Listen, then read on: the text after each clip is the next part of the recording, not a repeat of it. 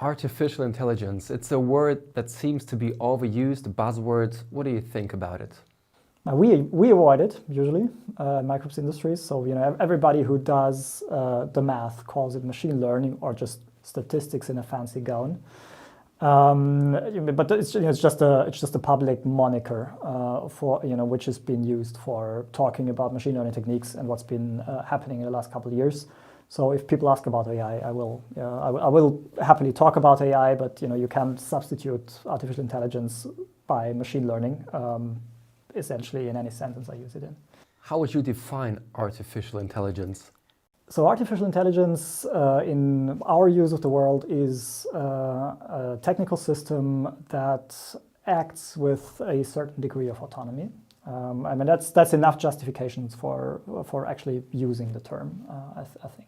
If you are adding artificial intelligence to machines, it's a very interesting mix. So robots, let's put it this way, are getting smart and able to do things that they haven't been able to do before. So do we have to be afraid of those machines? We probably need to be more afraid of humans for foreseeable time than we have to be afraid of machines. The mere fact that they're getting smarter doesn't mean they're getting more evil. And there's enough evil in humans already that is probably worth being afraid of for a considerable while. So I mean, the new quality is just we haven't seen this, and it's not just robots. It's self-driving cars, and many machines are being smartened up right now, and then your radio starts talking to you now. There's Alexa making statements while you're on the phone, and all these things are happening. That's new, and then of course a natural reaction is to be slightly worried. But there's a lot more evil in humans than in machines for a long time. Trust me on this one. What do you think? Why are people afraid of machines, and why do we have those dystopian pictures in our head that machines could be dangerous, destroy us, etc.? Where does this come from? Yeah, I think it's probably first of all, it's a pop cultural trope. It's just as the Terminator, and that's very established, and as a metaphor, it works well. It's an awesome movie, but it's just been installed as something to be worried about. I think the overall theme there is that there's some kind of prejudice that says intelligent systems that are in a carbon-based life form, that's somehow us. And then there's the other intelligences, which are silicon-based, and this must be these guys, that's the robots. And I'm not so convinced, because whenever somebody says we, I would sometimes prefer to include some of the machines and not include many of humans, of carbon-based intelligences, because there's people on YouTube decapitating a guy. I don't know what I want to be part of that these guys are part of. So, with a bit of historical perspective, what you can probably say is what we perceive as human, which is a normative term, right? It's something is human, it's deeply human, that's something we like. Isn't identical with something having an ape-shaped body or being of the species Homo sapiens. It's something that goes beyond that. There's some values attached to that I could see just as well as attached to artificial intelligence at some point, and it's drifting, right?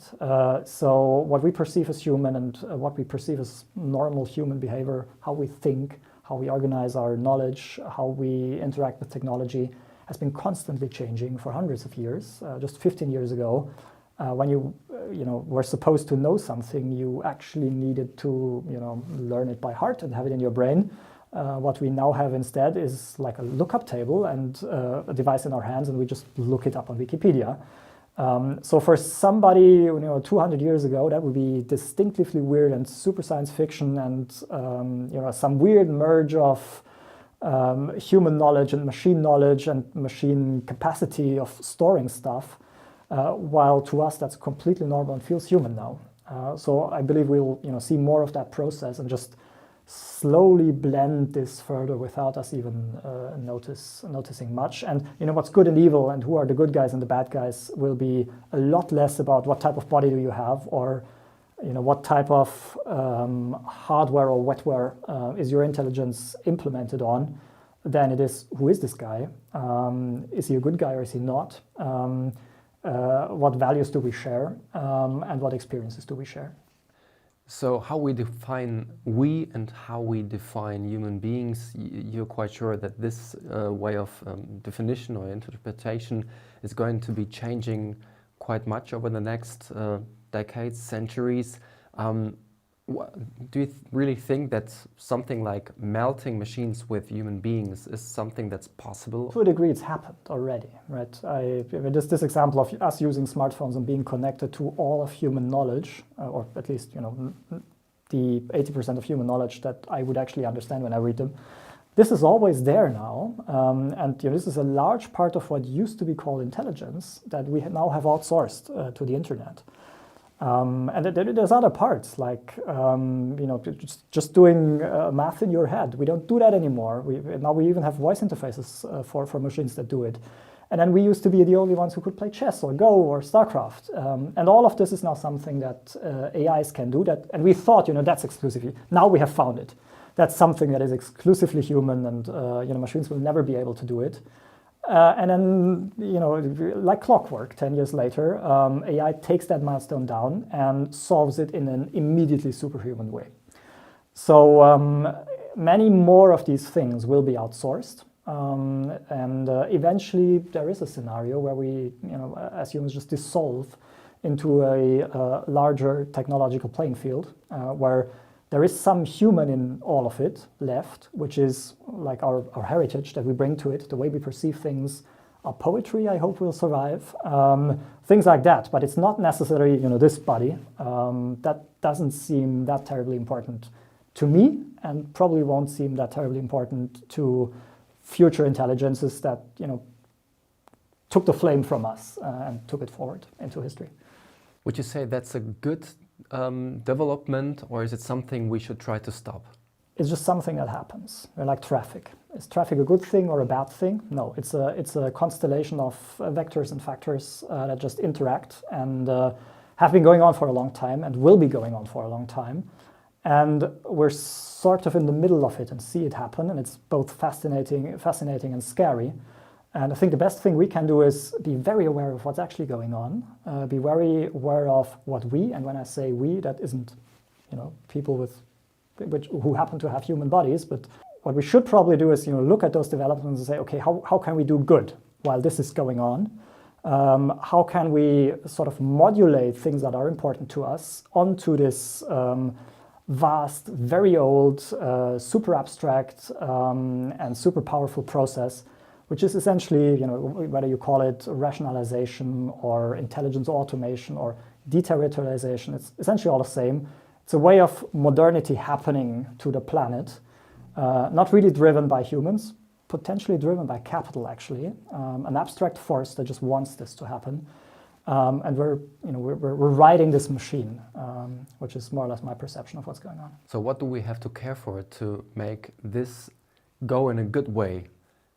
Maybe what's the good way? First, we have to define that, maybe. Yeah, I can't tell the world. I can tell you things I care about, and that I would like to survive, and that I would like to carry forward, which is being able to. In any future world, machines or not, somebody should enjoy music and poetry. That's something I would care about, and there should be peace, and people shouldn't be nasty to each other. These are all things I like. And if I can do anything to make that happen in machines and that be the heritage of humanity, that's the fight I'm sort of willing to fight in all of this. So how can we fight to happen, things to happen like describe, so that people are not nasty, that we really use the machines and become happier? Yeah. If there weren't any machines, what we would need to do would be the exact same thing. I think it's performance, right? We need to be the poets, the musicians, the nice guys, and the peaceful guys. In any scenario, whether there's capital doing rationalization with robots and future artificial intelligence to us or not, it's the same things. There are a couple of things that are special to AI, and it's worth thinking about them. But in general, how do how do you convince the world that your values are worth it? Show them. Be the person that you want to meet. It's really as simple as that. When you say that capital is driving this movement, what do you mean with that? In medieval Europe, giving up money for interest was a bit of a no-no. You weren't supposed to do that. And this precisely prevents a certain type of dynamic that we now see. In medieval Europe, there was something called, I only know the German word, Zunftzwang. So if you were doing a certain craft, you needed to belong to a certain organization and adhere to the rules. And one of the rules was you were not supposed to form conglomerates or workshops or factories. So you were supposed to do this individually. So these were essentially stops put in place to prevent a certain feedback loop from kicking off. And the feedback loop that got kicked off when this was done away with, and we allowed those types of dynamics, is essentially the feedback loop between people wanting to accumulate wealth and doing that with technology. And once you connect those two things, our use of tools, our use of technology, and how technology advances, and our tendency to accumulate wealth and impress other people with wealth and accumulate more, which is just there in humans. I'm not saying it's a good thing, it's just something we live with. Once you connect those things, you get a positive feedback loop. More wealth creates more technology, and more technology creates more wealth, and this accelerates, and this just escalates into the situation that we're now in. And the name for this loop is capital. That's what capital is, and that's not me saying it, right?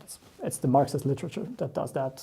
It goes through Marx and then Hegel and Marx and then Bataille and Deleuze. It's all there.